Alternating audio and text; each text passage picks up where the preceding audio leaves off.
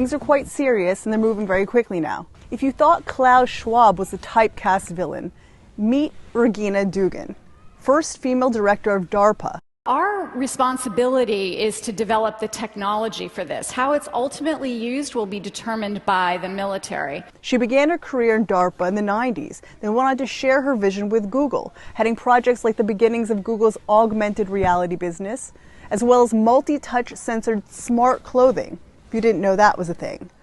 She was also involved in a digital tattoo project that unlocked smartphones, behind the digital authentication pill.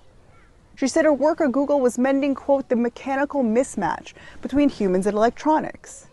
That, which ushers us into the fourth industrial revolution, as we discussed last week, that prods forward the merger of human and machine. Dugan also worked at Motorola, tasked with creating the Advanced Technology and Projects Group.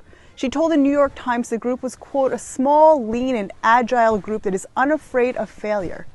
Later in her work at Facebook, she headed Building 8. Building 8 is described, quote, as invested heavily in brain-machine interface technology, which has since produced the company's neural wearable wristbands. They claim to be able to anticipate movements of the hands and fingers from brain signals alone. After her second tour as director of DARPA, Regina in 2020 landed at Wellcome Trust, co-heading it with her former colleague from DARPA, Ken Gabriel, in a position she calls the culmination of her life's work. Wellcome Trust is by its own definition the DARPA of healthcare, and only second to Bill Gates in its direct influence on world health.